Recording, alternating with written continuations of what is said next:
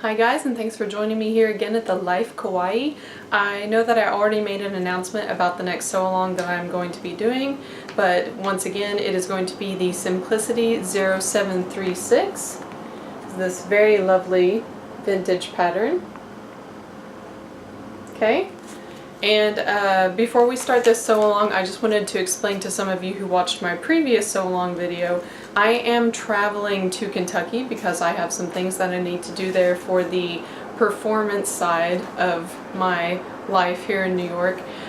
So I do have a sewing machine there because my parents live there. So the first part of the video will not be as detailed as my previous sew-along because I won't have my camera tripod with me. So the first half of the sew-along video, that when I'm making this dress, you will get to see me pinning things and I'll still walk you through all of the instructions, but it won't be until about the middle to the end that I'm back here in New York and will have my tripod so that you can actually see me actually sewing the dress. So if you have a preference for one or the other, please let me know. I figure since there are probably some beginners who like to watch the sew-along videos that it's helpful for them to see me actually doing the sewing part. So I know for some of you that may be tedious, but I think that that's helpful for people who are just starting, who really want to see every single part of how a pattern is made. So I would like to keep doing that. So this one video will be the exception because of my traveling needs, that I won't be showing every single step, but do rest assured, if that's important to you, whenever I do my third sew-along after I finish this project, I will be back to featuring and videoing everything. So you'll get to see everything except for the cutting out of the pattern, because I don't do that. So get ready for a background change. Hi guys. So this is my next sewing project, the Simplicity 0736. It's a very pretty 1950s vintage pattern, and yes, this will just be a sew-along and I will show you all of the steps that I take while going through this project. So I will just start in the beginning and I'll cover everything from start to finish. So for the very first part, number 1, stay stitch side edges of front 1 and 1/8 from broken lines within the dart seam as shown. Make bust dart seams. So let me show you what I've already done. Obviously I've already cut out my pattern pieces. So this is piece 1, and they're talking about this dart and then also this dart right here. So I like to do this. You do not have to do this, but I like to go ahead and go through and just use tailor's chalk to draw out my dart. So I've already done that on both sides. Done it over here too, and then I also did it for the smaller dart here. Now the way that they have the directions, they're telling you to do your stay stitch along here and then also through this part, and then they have next in line to make the dart. However, in the picture you can see that they have done the dart and then they've stay stitched through it. So I am actually going to do this first, even though they have it listed second, and make my dart seams. So the first thing that you'll want to do, go ahead and mark your darts if you've not done that already, and then you're going to pin together those two lines with the right sides of the fabric together. So this is the wrong side of my fabric, this is the right side of the fabric. You're going to pin these together like this and then sew those together. So go ahead and pin that together and then I'll show you as I sew mine. Okay, my darts are done now. This is what they look like. The next thing that you need to do after you've done this is go to your ironing board and press these as flat as you can. So press them open and flat. Also on these darts, the couture way to do them is to make a knot here and not backstitch this. I have never had a problem with backstitching my darts, so I just went ahead and backstitched mine, but I will take the ends and tie those into a knot just to give it a little bit more stability. But both ways are fine. I know people who finish their darts both ways. Either way is fine, however you finish yours. Just make sure that you press it open once you're done. I've gently pressed my darts open with some very light heat, mostly because the fabric that I am using feels very much like a thicker, high quality silk, so I don't want to burn anything. Before I do my stay stitching, I just want to point out the 1/8 seam allowance that they want you to do is right here on this smaller dart that you've not done yet. So you'll be stitching your regular stay stitching at 1/2 inch through here and along the sides, and then through here I've marked mine so it's easier for me to see. You'll be doing that tiny 1/8 inch stay stitch, and then it doesn't say to do this, but I would assume that once you finish that, you're going to start tapering back into a 1/2 inch on the way down this piece. And I've also marked, because they didn't say where to stop, on my pattern piece, I'm going to be stay stitching this side, and then along here, I'm going to do the 1/8 stay stitch right here, and then I'm going to start tapering to that 1/2 stay stitching, and I'm going to stop right here, which I've marked on my pattern piece on both sides. So now do that for both sides, and make sure when you're stitching to have this seam pressed open like it is in the photo.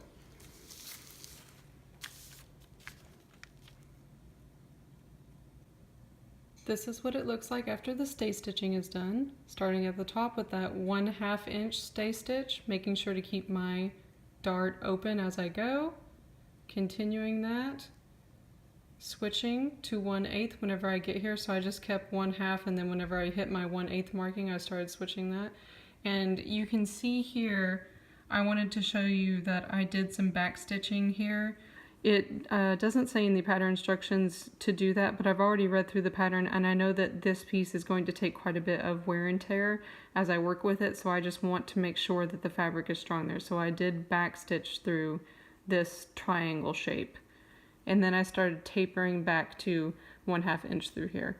And of course I did that on the other side as well. For step 2, grab your piece 2. Go ahead and lay out both of your pattern pieces so that you can see what it's going to do. You can see I've already marked my dart here, so this is the dart. And then you have another dart here. I have already marked both of those the same way that I did with piece 1, just so that it's easier for me later whenever I need to do them. So you can see my dots and then also my markings. So the first part of step 2, you're just going to be doing your stay stitching. So that's that 1/2 inch stay stitch. And you're going to do that all throughout the exterior here, all the way up. This is going to be your shoulder and neck strap. Back down. And you're going to do right here as well. So coming down both sides here. And then you're going to stop at this waistline. So go ahead, if you haven't, and mark that waistline on your pattern so that you'll know how far to go down. So go ahead and just do that 1/2 inch stay stitch all around, and then come back. This is what the stay stitching looks like once it's done. I've gone all the way up and around and back again, down to the place that I had marked to stop. The next part, you're going to be doing this stitch right here, and I've already done one so that you can see an example, and that's right here. If you go to the instructions, and you see the stay stitching too, after you've completed that, you're going to be doing this additional stitch and then clipping to that. So for part 2, to reinforce large dot at the small dart in the side front, stitch along seam line and broken line between small dots. So let me show you where that is. So for the part 2, what you're looking to do is complete a stitch between the small dots here and the large dots. So stitching basically on this dotted line. And I've already done that where I showed you before. Show you one more time. Yes, so here's a large dot, but then I had another large dot here and a small dot here and a small dot here. So you're just going to do a stay stitch from that small dot through the large dot back to the small dot. And then once that's done, you're going to be clipping into that large dot. So go ahead and just finish your stitch on both pieces between your small dots. So now I'm going to show you how I clip this.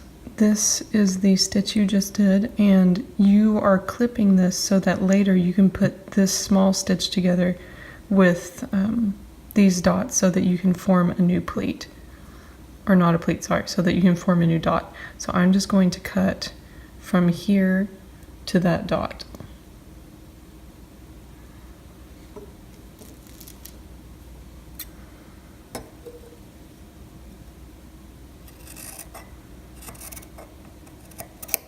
And you don't want to get too close to it. About right there is good.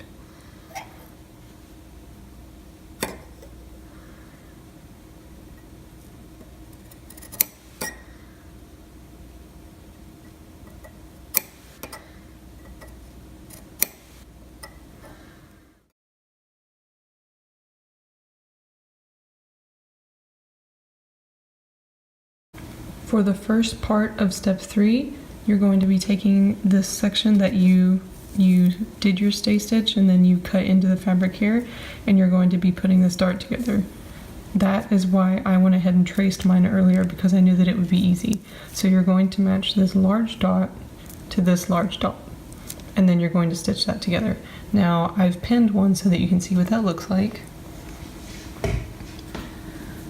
So this is what that looks like once it's been pinned. This is where you cut your fabric, right there. So then I'm going to go to my other piece over here, and you can faintly see my outline, and I'm going to put this large dot with this large dot, like so, and then I'm going to pin that to make my dart. And then I'm just going to stitch both of those. So this is what that dart looks like on the inside after you've sewn it. And I'm just going to go press these. So press them like this towards the front. And then I'll also show you what it looks like on the right side of the fabric. So this is what it looks like when you flip it out. So just go press both of those towards the front now.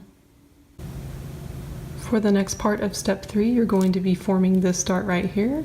So go and find that on your piece, which is right here. I've also already pinned one so you can see what that looks like.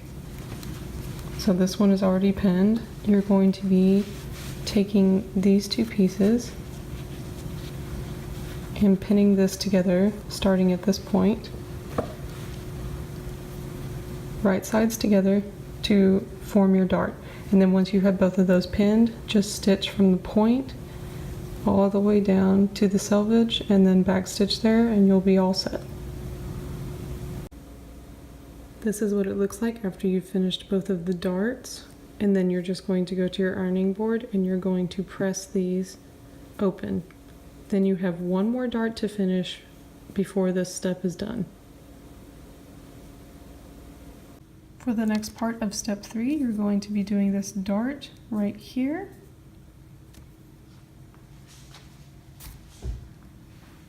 Now I have already marked mine with chalk because I wanted to make it a little bit easier for you to see. So here's what that looks like. And if you need reference on the pattern, this is the dart that you're working on right here. So I've just outlined that on both of my pieces so that it's easier for me to see.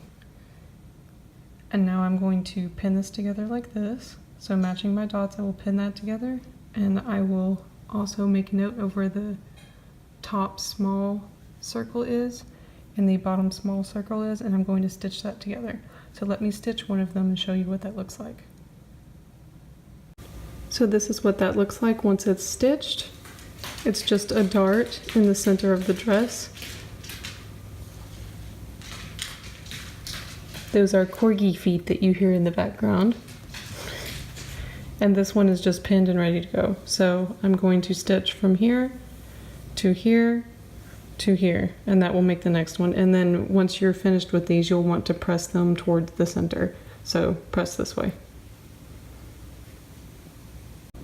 All right, I have finished both of my seams here, and I have pressed them in the direction that they need to go. The next and last part of that step 3 is attaching the rest of the strap up here. So I've already done one so that you can see what it looks like. I have stitched those together, and then I've lightly pressed them with some gentle heat because my fabric is like a silk. And if you want to see what that looks like with the pattern piece, it's piece 2, the same piece that you've already been working on, and then it gets attached to this piece 3. So you'll just match up your notches, and don't worry if it looks a little weird at first, because after you stitch your 5/8 seam, it will look like this. So don't worry about that. So once again, I've already done one of them. That's what it looks like when it's done. This is my other side, my piece 3. And I've matched up my notches here. And now I'm just going to pin these right sides together, like so, and stitch a 5/8 seam, and then I'm going to press that open. Okay, these are both of the straps finished. Just show you both of those really quickly. All right, so that finally completes step 3. For step 4, you're also going to be using piece 4. And I would suggest that you go ahead and use your tailor's chalk or whatever it is that you want to use to mark out your darts like we have been so far. And you can see I've already done that on my pieces here. So you're going to be doing the same thing that you did before with your piece 2. You're going to stitch this line, you're going to clip to that large dot like you did before, and then you're going to stitch your dart like that. So that's the same thing that we already did in the previous instructions.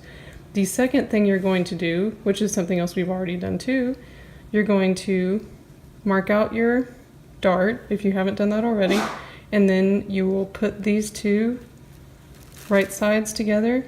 You will pin this together from the point to the end here, stitch it, and then press it open. So do that for both of these pieces. Refer back to step 3 if you need to on how to do that tricky little section here, and then come back and join me again.